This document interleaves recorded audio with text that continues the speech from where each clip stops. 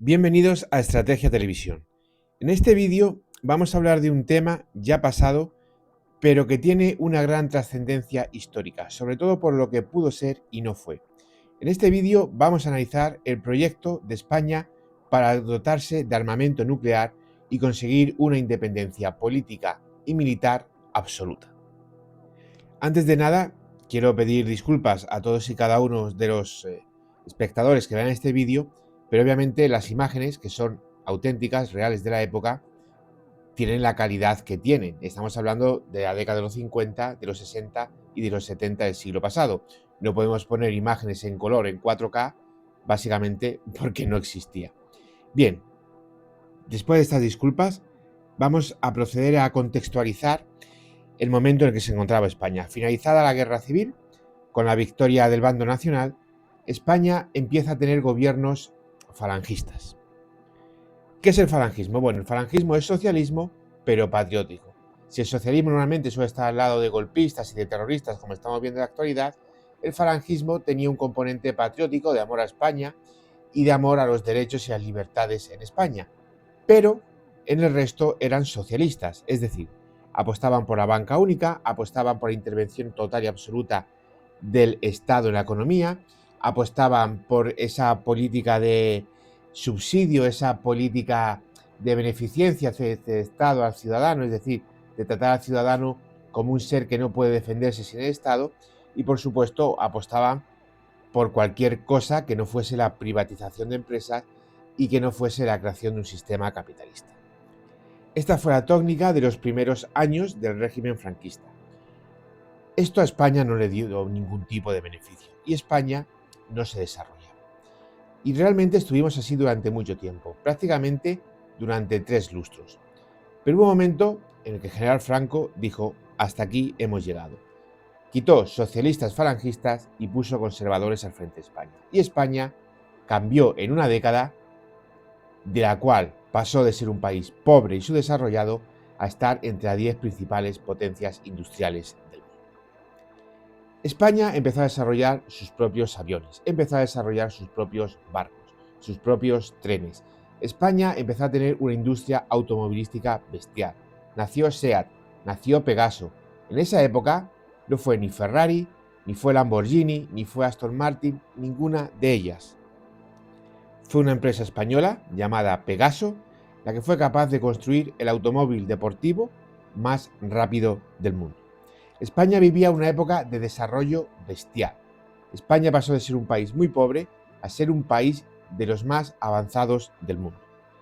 Y dentro de esta situación de desarrollo meteórico que estaba viviendo España, unido a una serie de circunstancias en política exterior, como fue la guerra de Sidi Ifni y otro conflicto más latente todo, la Guerra Fría, los militares españoles empezaron a pensar que era el momento de que España no solamente se convirtiese, algo que ya era, potencia nuclear civil, sino que se convirtiese en una potencia nuclear militar. Era una época de enfrentamiento entre dos bloques. Por un lado, el bloque de Estados Unidos, el de la democracia; por otro lado, el bloque de la Unión Soviética, el de las dictaduras comunistas. Y España, pues España, aunque era un país anticomunista, muchísimos extractos, muchísimas partes del gobierno español no eran precisamente amantes de Estados Unidos. Y además, en esa época, la inmensa mayoría de los mandos y los cuadros del ejército no tenían ningún tipo de simpatía por Israel, y sí que había una simpatía real por los países árabes. Dentro de toda esta dinámica de política exterior y desarrollo industrial, apareció el proyecto para dotar a España de armamento nuclear. Y el nombre que se le puso es un nombre muy curioso. Se le llamó Proyecto Islero. ¿Por qué Islero? Bueno, dentro de España sabemos todos que es un país enormemente culto, enormemente rico en cultura, y una de sus principales artes dentro de la cultura española es la tauromaquia. Islero fue un toro bravo que mató a Manolete.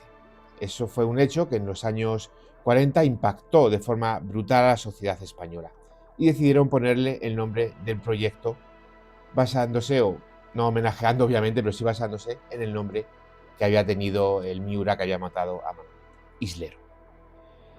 En los años 50 se crea la Junta de Energía Nuclear, la JEN, 5 años después, en 1955, España firma un tratado, un acuerdo de cooperación nuclear civil con Estados Unidos. En Estados Unidos en ese momento mandaba el general Eisenhower, que era partidario de llevar energía barata y limpia a todos los ciudadanos del mundo. Y esta obviamente era la energía nuclear. Eran aquellos tiempos, no los tiempos de ahora, donde se ataca la energía nuclear y donde se empobrece a las sociedades con energías renovables que no son ni limpias, porque están destruyendo el medio ambiente, como la energía solar, que está destruyendo, por ejemplo, a la dehesa extremeña, y mucho menos garantizan suministro eléctrico eficaz, con lo cual los precios de la energía se están disparando y se están arruinando a las familias.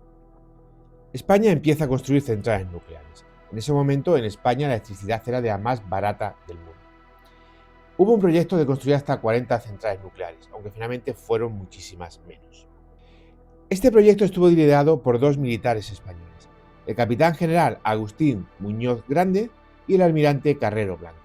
Ambos partidarios de que España se dotase con armamento nuclear, que creían que sería vital para ayudar a las Fuerzas Armadas españolas en su misión de garantizar la integridad territorial, de poder hacer frente a cualquier enemigo exterior, y también, muy importante, de dejar muy claro que España era un país independiente que no se arrodillaba, ni por supuesto ante el comunismo dictatorial soviético, ni ante Estados Unidos y una parte de sus aliados. España, como hemos dicho anteriormente, está desarrollando, y esto también se produjo en la educación. España pasó a ser de un país analfabeto heredado de la Segunda República a ser un país con millones y millones de universitarios. Y uno de ellos fue Guillermo Velarde, un catedrático de física nuclear que se formó en España, que amplió sus estudios en Estados Unidos y que regresó en 1963 para ser parte fundamental de este proyecto. En 1958 se crea el Centro de Energía Nuclear y se le da el nombre de Juan Vigón. En este momento, España ya empieza a meterse de lleno en la fabricación de armamento nuclear. Hay que decir que en ese momento España era el segundo país del mundo que más uranio producía. Las reservas de uranio españolas eran las segundas más importantes del mundo, es decir, que había autonomía total y absoluta. En este caso, para fabricar la bomba atómica se usó, o se pensaba usar, porque finalmente no se produjo, se pensaba usar plutonio 239, porque era uno de los más baratos para producir armamento nuclear, simple y llanamente. Además, en ese momento se produjo un hecho que tuvo cierta trascendencia a nivel, por supuesto, internacional, pero también nacional, que fue el accidente de un bombardero estadounidense, un B-52, en la localidad almeriense de Palomares.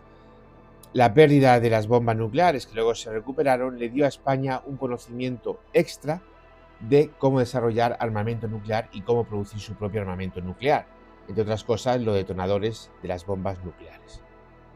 El proyecto, con muchos retrasos, fue avanzando sobre todo por el apoyo de los dos militares anteriormente mencionados, y además España, la política exterior española, que buscaba siempre la independencia y garantizar los derechos de España y no someterse a ningún otro país, cambió un poquito de Estados Unidos a Francia, y con un gran acuerdo con el también general, igual que Franco, Charles de Gaulle y presidente de Francia, se siguió avanzando en dotarse de energía nuclear y de tecnología nuclear necesaria para fabricar ese armamento. Francia ya era una potencia nuclear, había realizado en 1966 ensayos nucleares en Mururoa y en Fangataufa, que son dos islas polinésicas del Pacífico Sur, y España no iba a ser menos. Pero obviamente nosotros, aunque ya vivimos en la época del Imperio, ya no teníamos territorio en el Pacífico Sur, pero teníamos otro territorio donde poder desarrollar nuestros ensayos nucleares. Un territorio deshabitado y donde a nadie le iba a molestar que se estallase una bomba nuclear. Obviamente ese territorio era entonces la llamada provincia española del Sáhara Occidental. El objetivo fundamental era desarrollar en la central nuclear de Vandellós los componentes necesarios para producir la bomba y hacer los ensayos en el Sáhara español. El objetivo era tener la capacidad de producir unas 20 bombas nucleares al año y dotar a España con un arsenal nuclear de unas 40 bombas nucleares. Más o menos, por aquella época, el equivalente a lo que sería el arsenal israelí o el arsenal de la India. Aunque aquí surgió un problema, más allá del brutal desarrollo tecnológico y científico necesario para producir una bomba nuclear, Franco no fue un gran entusiasta de este proyecto. Inicialmente sí lo fue, pero luego se vio envuelta en una situación, sobre todo por los consejos de algunos asesores, y era el miedo que había a que si España desarrollaba por su cuenta armamento nuclear, se pudiese ver sujeta a un bloqueo internacional. Hay que entender que en aquella época la política no era igual que ahora. No había esa unidad de países, había muchos menos países que en la actualidad, también es cierto, y además hay que tener presente que el mundo estaba dividido en dos bandos.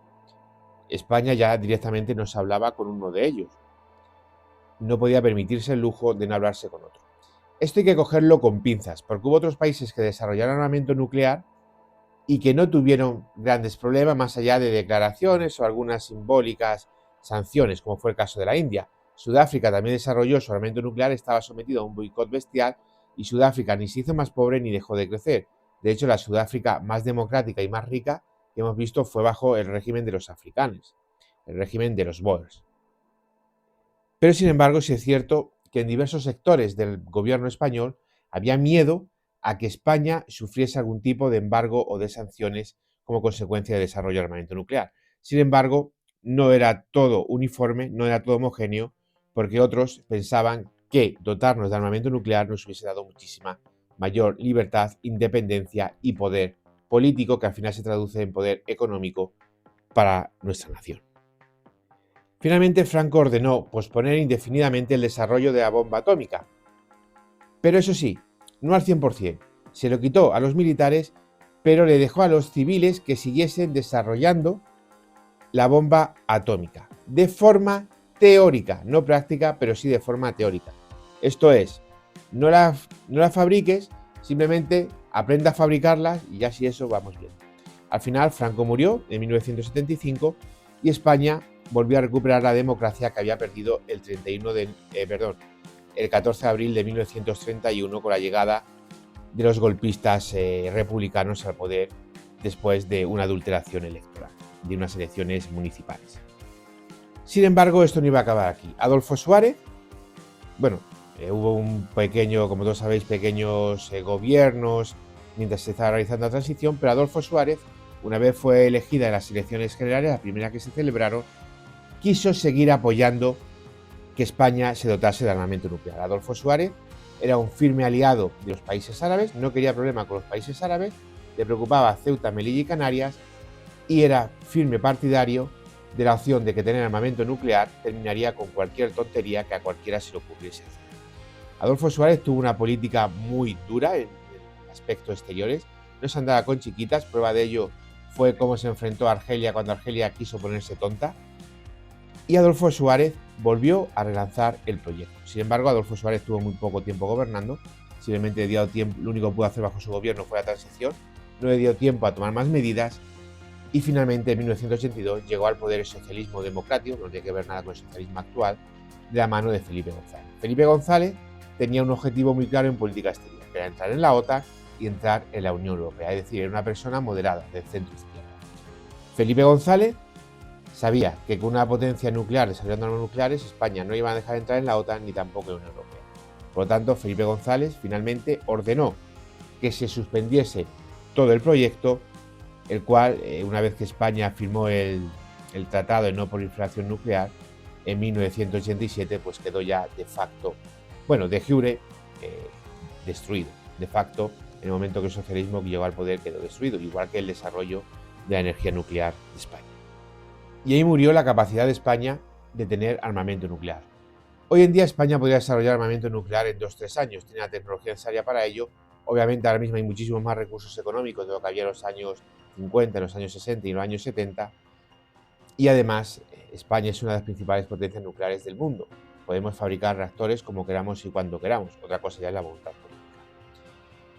Pero sin embargo, sí que queremos recordar esa época en la cual en España había gobiernos que miraban por España, miraban por su independencia respecto a todo el extracto político internacional y desarrollaron una capacidad, o intentaron desarrollar unas capacidades que fortaleciesen esta política española. Esto fue el proyecto Islero, el proyecto para construir en España la bomba atómica, para dotarnos de unas 40 cabezas nucleares y haber hecho de nuestra nación lo que ya fue una vez en la historia de la humanidad, uno de los principales países del mundo.